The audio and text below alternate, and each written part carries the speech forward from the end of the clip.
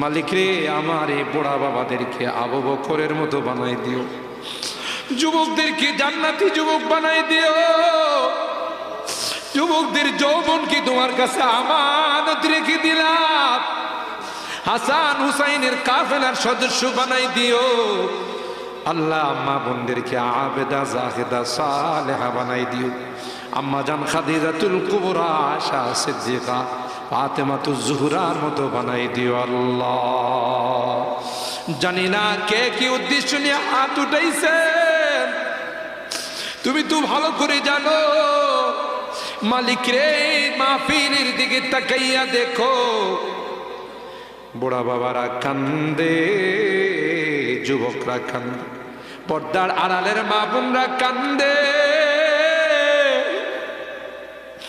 হাদিসে শুনেছি জাহান্নাম বড় ভয়ঙ্কর হবে, কবরে সাপ বিচ্ছু পাঠাবে, আমাদেরকে আগুনে জ্বালায় না, সাপ বিচ্ছু দিও না। মালিক রে, তোমার কাছে ক্ষমা চাই, মাপ চাই, আর কোনোদিন গুনাহ করব না, আর কোনোদিন নাফরমানি করব না। মেহেরবানি করে আমাদের তাওবাগুলো কবুল করে নাও। অনেকেই দান করছেন, মুসাফির মানুষ চাইছি আল্লাহ 1000, 5000, 10,000, 2000 করে আল্লাহ সকলার দানগুলোকে তুমি কবুল করে নাও। কোটি টাকার মালিক বানাই দিও, আসমানি জমিনে বিপদ আপদ থেকে হেফাজত করি, মুরব্বীদের রুহের মধ্যে সবগুলো পৌঁছায় দিও আল্লাহ।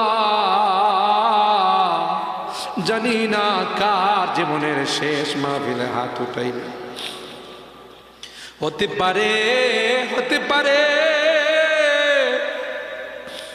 আবার জীবনের শেষ মাহফিলে হাত উঠাইছি। যদি জীবনের শেষ মাহফিল হয়ে থাকে, ইমানদার বানায়া দুনিয়ার থেকে নিও আল্লাহ। আল্লাহ আমাদের অনেকের সন্তানেরা বিদেশে আছে আল্লাহ, তাদেরকে সহি সালামতে রাখো, তাদের কামাই রুজি রোজগারে বরকত নসিব করে দিও আল্লাহ। আল্লাহ সহি সালামতে আমাদের কুলে পৌঁছাই দিও ইয়া রাব্বাল আলামিন। আল্লাহ, এই 3 দিন তাফসীর মাহফিলের শেষ দিনে হাত উঠাই, কলিজা ফাইটা কান্না বের হয়, বারবার কেন যেন মা বাবার কথা মনে পড়তেছে। জানি না কার মা নাই, কার বাবা নাই রে, যে মা বাবার চেহারার দিকে তাকাইলে কবুল হজের সব পাওয়া যেত। ঘরে যায়, মা বাবার মায়াবী চেহারাগুলো আর দেখি না, শোয়ার খাটগুলো দেখি, বসার চেয়ারগুলো, কত আদর স্নেহ মায়া মমতা সোহাগ দিয়ে আমারে বড় করছে। 2টা বছর মাকে ঘুমাইতে দে না, কোদা লাগছে, কান্না করছি, মা কাঁচা ঘুমটা ভাঙ্গা আমারে দুধ খাওয়াইছে। মালিক, বাড়ি থেকে বিদায় নিলে মা বারবার আমাকে দরদ মাখা কথাগুলো দিয়া বিদায় জানাইছে। বাজান রে, রাস্তাঘাট দিকে যাইস, গাড়ি ঘোড়া দিকে যাইস, তুই তোর কর্মস্থলে পয়সা আমার এ খবরটা জানাইস, আমি যে তোর জনম দুঃখিনী মা, তোর খবর না পাইলে আমার মুখে খানা যায় না। বাড়িতে ফিরতে দেরি হলে রাত 12টা কি 1টা, ডাক দেওয়ার সাথে সাথে মা দরওয়াজা খুলে দিছে। এ মা, এ মা,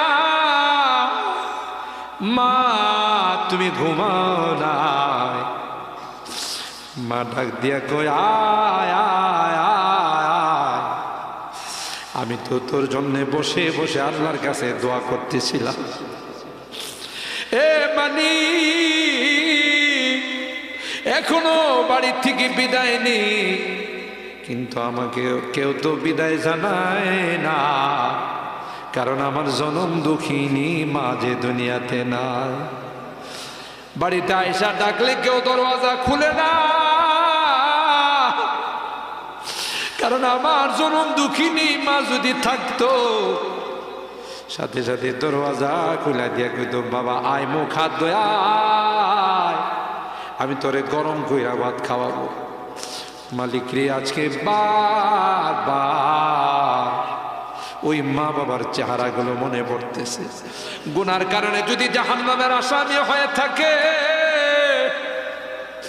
আমরা তোমার কাছে ক্ষমা চাই, মাপ চাই আল্লাহ। আমাদের মা বাবাকে মাফ করে দিও আল্লাহ, তাদের কবরগুলোকে জান্নাতের বাগান বানাই দিও। যাদের মা বাবা বেঁচে আছেন আল্লাহ, তাদের হায়াতে বরকত নসিব করে দিও, খেদমত করে জান্নাত হাসিল করার তৌফিক নসিব করে দিও আল্লাহ। এই বুড়া বাবাদেরকে তোমার কাছে সুপর্দ করে গেলাম, যুবকদেরকে তোমার কাছে আমানত রেখে গেলাম, মা বোনদেরকে তোমার কাছে আমানত রেখে গেলাম আল্লাহ।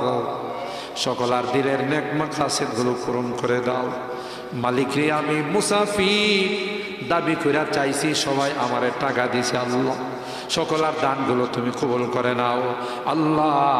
কোটি কোটি গুণ বাড়ায়া বরকত দিয়া দিও মালিক রে। মুনাজাত শেষ করার পূর্বে একটি ফরিয়াদ, জানি না কোন দিন মালাকুল মউত চলে আসবে, কোন দিন মসজিদের মাইকে আমার নামটা ঘোষণা হয়ে যাবে, কোন দিন মসজিদের পালকিটা আমার ঘরের সামনে দাঁড়িয়ে যাবে। পাড়া প্রতিবেশীরা আমার জন্য নতুন কাপড় কিনবে, বাজারে যাবে, বাসের জারে যাবে, জানি না কোন জারের বাস আমার জন্য অপেক্ষা করতেছে, কোন চৌকির চাটা আমার জন্য অপেক্ষা করতেছে।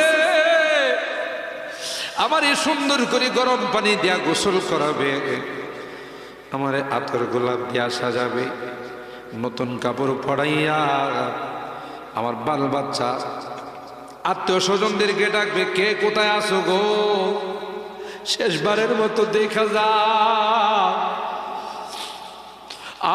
আর কোনোদিন দেখা হবে না, শেষবারের মতো বিদায় নিয়ে চলে যাচ্ছে, না ফেরার দেশে চলে যাচ্ছি, আর কোনোদিন আসবে না। আমার স্ত্রী বিলাপ করে কাঁদবে, আমার সন্তান বুক চাপড়ায় কাঁদবে, আব্বু তুমি কোথায় যাও, আর কি কোনোদিন আসবে না। আর কাকে আব্বু বলে ডাকবো, কাকে আম্মু বলে ডাকবো। আমি তো নিষ্ঠুরের মতো, নিস্তরের মতো